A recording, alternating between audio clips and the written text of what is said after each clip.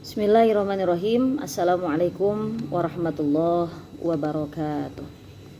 Sahabat yang dirahmati oleh Allah Subhanahu wa taala, tema kita kali ini yaitu tentang ilmu waris. Ilmu waris ini adalah ilmu yang diperintahkan untuk dipelajari oleh Nabi Muhammad SAW kepada Abu Hurairah.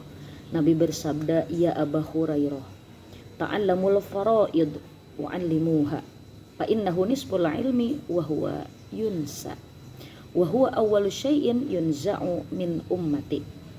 Ya Abu Hurairah, wahai Abu Hurairah, ta'allamul faraid, belajarlah ilmu faraid, wa 'allimuha, lalu ajarkan ilmu faraid, fa innahu nisful ilmi, maka sesungguhnya faraid itu adalah setengah dari ilmu, wa huwa yunsa, dan ilmu faraid ini terkadang dilupakan, wa huwa awwalu syai'in yunza'u min ummati, bahkan ilmu faraid ini adalah ilmu yang akan pertama kali dicabut dari umatku. Hadis riwayat Ibnu Majah. Oleh karena itu, pada kesempatan kali ini Ummu Suraya akan bersama-sama lah kita memurojaah tentang ilmu faraid secara singkat, sesingkat-singkatnya. Sahabat yang dirahmati Allah Subhanahu wa taala, pembahasan ini merujuk pada kitab fikih Matan Goyah wa Takrib, karya matannya Abi Suja, ya. Semoga ada manfaatnya. Terlebih dahulu kita sebutkan dulu ahli waris. Ahli waris ini ada dari laki-laki, ada dari perempuan. Ahli waris dari laki-laki ada 10 orang, ahli waris dari perempuan ada 7 orang. Mana ahli waris dari laki-laki? Yaitu anak laki-laki, cucu laki-laki, dan seterusnya ke bawah. Kemudian ayah ke atas, kakek, dan seterusnya ke atas. Ke kanan saudara laki-laki, anak laki-laki dari saudara laki-laki, paman, kemudian anak laki-laki dari paman, suami, dan laki-laki yang memerdekakan budak. Sedangkan ahli waris dari perempuan ini ada 7, lebih sedikit, yaitu anak perempuan dari anak laki-laki atau cucu perempuan, dan seterusnya ke bawah, ibu, kemudian nenek, dan seterusnya ke atas, saudara perempuan, istri, dan wanita yang memerdekakan budak.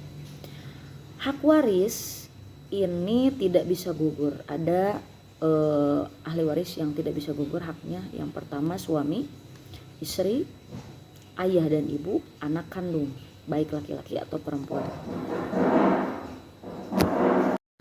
Selanjutnya ada juga orang-orang yang dia tidak berhak untuk mendapatkan waris. Ada 7 orang, yaitu budak laki-laki atau perempuan, hamba sahaya, dua-duanya tidak berhak mendapatkan waris. Yang kedua, budak yang merdeka karena kematian tuannya, namanya mudabbar. Kemudian yang ketiga, budak wanita yang disetubuhi tuannya lalu dia melahirkan anak dari tuannya atau ummul walad, itu juga tidak menerima hak waris. Yang keempat, budak yang merdeka karena berjanji membayarkan kompensasi tertentu pada majikannya, namanya mukatab, itu juga tidak memiliki hak waris walaupun dia sudah merdeka.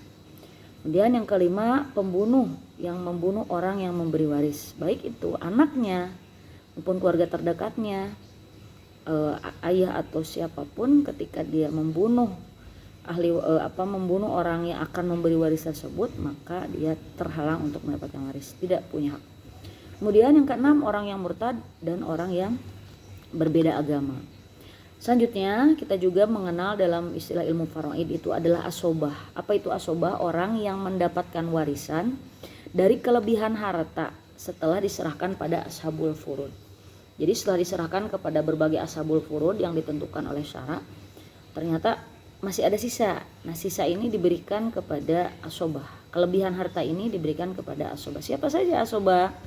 Nanti urutannya dilihat dari yang paling dekat. Yang pertama anak laki-laki dulu. Kalau tidak ada anak laki-laki, ke anak dari anak laki-laki atau cucu. Turun lagi ke ayah, turun lagi ke kakek, saudara laki-laki seayah seibu, saudara laki-laki seayah. Turun lagi ke anak laki-laki dari saudara laki-laki seayah seibu. Kemudian anak laki-laki dari saudara laki-laki seayah. Paman, anak paman. Kemudian apabila sudah tidak ada keluarga yang bisa diberikan asobah, baru ke budak yang pada tadi wanita atau laki-laki yang memerdekakan budak, ya. Nah, sekarang kita beralih ke ashabul furud. ataupun orang-orang yang mendapatkan warisan berdasarkan kadar yang telah ditentukan oleh kitabullah. Nah, untuk ayat Quran yang berkaitan dengan hal tersebut yaitu ada di dalam Al-Quran surah An-Nisa ayat 12. Mungkin kita baca sekilas ya, kemudian nanti akan diulang kembali biar lebih paham. Bismillahirrahmanirrahim. Walakum nisfu ma taraka azwajukum illam yakun lahunna walad. Dan bagianmu, ayat maksudnya azwaj, para suami, adalah nisfu, setengah atau seperdua dari harta yang ditinggalkan oleh istri-istrimu. Ilam yakun lahunna walad, jika mereka tidak punya anak. Fa in kana lahunna waladun falakumur rubu'u mimma tarakna min ba'di wasiyati yusina biha aw dayn. Bagaimana apabila memiliki anak? Falakumur rubu'u, dari nisfu berubah ke rubu'u, dari setengah menjadi seperempat. Itu pun setelah dipenuhi wasiat yang mereka buat atau setelah dibayar utangnya orang yang meninggal tersebut. Itu untuk para suami. Untuk para istri bagaimana? Walahunna rubu'u mimma taraktum illam yakul lakum waladun fa in kana lakum waladun falahunna tsumunu mimma taraktum min ba'di wasiyatin tusuna biha aw dayn. Kita ulang ya. Walahunna rubu'u mimma taraktum. Bagi istri-istri mendapatkan bagian ar-rubu', seperempat atas apa yang ditinggalkan oleh para suami. In lam yakun lakum walad, apabila para suami tidak punya anak, kita tidak punya anak, maka bagian untuk istri adalah seperempat. Fa in kana lakum waladun falahunna tsumunu mimma taraktum min ba'di wasiyatin tusuna biha aw dayn. Sekarang apabila punya anak, maka bagian untuk istri yang ditinggalkan oleh suami ada 1/8. Itu pun setelah memenuhi wasiat yang para suami buat dan setelah dibayar semua utang-utangnya. Wa in kana rajulun yurasu kalalatan aw imra'atun wa lahu akhun aw ukhtun falikulli wahidin minhumas sudus. Selanjutnya, jika seseorang meninggal, baik laki-laki maupun perempuan yang tidak meninggalkan ayah dan tidak meninggalkan anak, tidak ada keluarga di atasnya, ayah dan ibu tidak ada, tidak pula di bawahnya tidak ada anak, tetapi punya saudara laki-laki, baik itu seibu ataupun saudara perempuan seibu, maka bagi masing-masing dari kedua jenis saudara itu adalah 1/6 harta, 1/6-nya as-sudus. Fa in kanu aktsara min dzalika fahum syuraka'u fi tsulusi min ba'di wasiyati yusa biha aw dayn. Nah, bagaimana apabila saudara seibu itu ternyata lebih dari seorang? Mau dibuat 1/6 diberi 1/6 tapi ternyata banyak saudaranya. Maka apabila terjadi seperti itu, jika saudaranya itu lebih daripada satu, ya, maka silakan mereka bersama-sama dalam bagian yang 1/3 itu. Jadi 1/3-nya sudus ya tadi, ulangi. Maka bagi masing-masing dari kedua jenis saudara itu 1/6 harta tadi ya. Tetapi jika saudara seibu itu lebih dari seorang, maka mereka bersama-sama dalam bagian as-sulus ya, dalam bagian yang 1/3. Jadi 1/3 tapi dibagi dibagi secara adil kepada semuanya. Contoh saudaranya ada 5 ya, 1/3 itu 1/3 itu diberikan kepada 5 orang dengan bagian yang sama rata seperti itu. Tapi itu pun dengan catatan mimba di wasiyati yusobiha udain, setelah menunaikan wasiat, setelah membayar hutang-hutangnya. Goiro mudorin. Nah ini ada penekanan di sini, goiro mudor, dengan tidak menyusahkan kepada ahli waris. Gitu ya. Wasiatnya gitu, goiro mudorin wasiyatan minallah wallahu alimun halim. Demikian ketentuan Allah, Allah Maha mengetahui dan Allah Maha penyantun. Nah, kita simpulkan, jadi ashabul furud ini yang tadi adalah orang-orang yang disebutkan dalam Quran surah An-Nisa tadi, bahwa ada orang-orang tertentu yang mendapatkan bagian kadar waris tertentu. Tadi ada yang disebutkan dalam hadis dalam Al-Quran tersebut 1/2, 1/4 ya, 1/8 ya kan, 1/3 dan 1/6. Nah, ada satu lagi sebenarnya 2/3 itu dalam dalil yang lainnya. Jadi ada 6 ya, kita ulangi 1/2, 1/4, 1/8, 1/3, 1/6, dan 2/3. Terlebih dahulu ashabul furud yang mendapatkan 1/2. Siapa sih ashabul furud yang mendapatkan setengah? Itu ada 5. Pertama anak perempuan dari anak laki-laki atau cucu perempuan, saudara perempuan seayah seibu, saudara perempuan seayah, suami jika tidak memiliki anak atau cucu laki-laki, setengah bagiannya. Selanjutnya ashabul furud yang mendapatkan 1/4, ada 2. Yang pertama suami jika istri memiliki anak, tadi suami dapat setengah apabila tidak punya anak, kalau punya anak 1/4 turun. Yang kedua istri jika tidak memiliki anak atau cucu, nah ini juga sama 1/4. Kemudian ashabul furud yang mendapatkan 1/8 itu cuma 1 orang, yaitu istri. Kalau tadi istri tidak punya anak 1/4, nah sekarang ketika ada anak atau cucu menjadi 1/8. Kemudian ada lagi ashabul furud yang mendapatkan 1/3. Mana yang mendapatkan 1/3? Ada 2. Ibu jika mayit tidak dihajib, gitu ya. Yang kedua, 2 atau lebih dari saudara laki-laki atau saudara perempuan yang seibu yang tadi, 1/3 tapi dibagi secara merata, gitu ya. Kemudian setelah 1/3 ada 2 orang, 1/6. Yang 1/6 ada 7. Pertama ibu jika memiliki anak atau cucu. Jadi ibunya ada cucu, ada anak, 1/6. Nenek dapat juga bagian apabila nggak ada ibu. Kalau ada ibu tidak mendapat bagian. Anak perempuan dari anak laki-laki atau cucu perempuan dan masih ada anak perempuan kandung, itu juga 1/6. Saudara perempuan seayah dan masih ada saudara perempuan seayah seibu, itu juga 1/6. Ayah jika ada anak atau cucu. Kakek jika tidak ada ayah. Kemudian saudara laki-laki atau saudara perempuan seibu. Tadi kita mendengar istilah hajib ya, mayit jika si mayit tidak dihajib, gitu ya. Ibu jika tidak dihajib. Nah di sini ada hajib atau penghalang. Hajib itu dalam waris. 1, nenek tadi terhalang mendapat warisan jika masih ada ibu. 2, kakek terhalang mendapat waris jika masih ada ayah. 3, saudara laki-laki seibu tidak mendapatkan waris jika masih ada anak laki-laki atau anak perempuan, cucu laki-laki atau perempuan, ayah dan kakek ke atas. Kemudian saudara laki-laki seayah dan seibu juga tidak mendapatkan waris jika masih ada anak laki-laki, cucu laki-laki, dan ayah. Saudara laki-laki seayah tidak mendapatkan waris jika masih ada anak laki-laki, cucu laki-laki, ayah, dan saudara laki-laki seayah dan seibu. Jadi kaidah yang perlu diingat, siapa yang tumbuh dari si fulan, selama si fulan ini ada maka ia tidak mendapatkan warisan. Contoh cucu, dia tidak akan dapat warisan kalau masih ada anak dari si mayit, gitu, atau ayah dari cucu tersebut.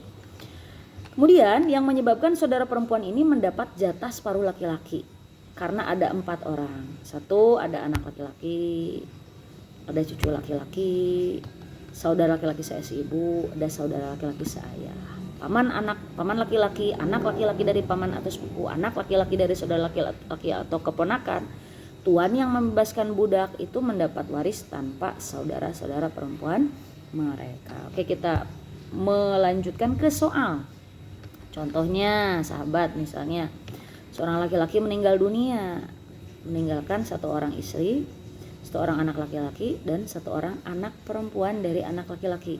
Berarti cucu, dia punya cucu perempuan, istrinya ada, anak laki-lakinya ada, dan cucu perempuan. Nah, mana ada yang terhajib? Ada. Siapa? Cucu perempuan terhalang. Kenapa? Karena ada anak laki-laki, maka cucu perempuan tidak mendapat bagian. Kemudian tinggal istri dan anak laki-laki. Istri karena dia ada anak. Kalau nggak ada anak tadi 1/4, karena ada anak 1/8. Nah selanjutnya dia 1/8 ya, maka kita cari kelipatan terbesar dari penyebutnya ya. Penyebutnya kan 1/8 kan, 1 kan pembilang ya, 8 penyebut. Nah 8 ini menjadi aslul masalah. Jadi 8, 1/8. Nah kalau 1/8 harta itu dianggap 1 gitu kan, berarti bagiannya jadi 8/8 kan, kalau dibuat kelipatan yang sama. 8 bukan kelipatan, penyebut yang sama. 8/8 dikurangi 1/8, maka sisanya adalah 7/8. Artinya apa? istri dapat 1/8, anak laki-laki dapat 7/8, karena dia juga termasuk ke dalam asobah yang menerima kelebihan harta. Maka kalau ada uang 8 juta, 1 juta untuk istri dan untuk anaknya berapa? 7 juta. Soal yang kedua, misalnya ada seorang laki-laki meninggal dunia, meninggalkan 1 anak perempuan dan seorang ayah. Jadi dia punya anak 1 perempuan dan punya ayah. Maka apa yang terjadi? Anak perempuannya ini karena tidak ada anak laki-laki dia setengah. Nah untuk ayah, karena untuk ayah ini karena ada anak ya 1/6. Nah 1/2 tambah 1/6 itu kira-kira 1/2 sama 1/6 ya. Kira-kira penyebut yang sama apa? 6 kan. 2 sama 6 penyebut yang samanya 6 kan. Kelipatan yang paling dekat ya. Apa sih KPK ya? Yang paling dekatnya itu kelipatan yang paling dekatnya itu kan 6. Nah, maka aslul masalahnya adalah 6. Kita rubah 1/2 ini menjadi per 6. 2 kali berapa yang hasilnya 6? 2 kali 3 kan? Maka 1/2 ini sama dengan 3/6 kan? Nah 3/6. Anak 3/6, ayah 1/6. Jadi berapa? 4/6. Masih ada sisa berapa? 2/6. Itulah yang disebut dengan asobah atau kelebihan harta. Diberikan kepada siapa?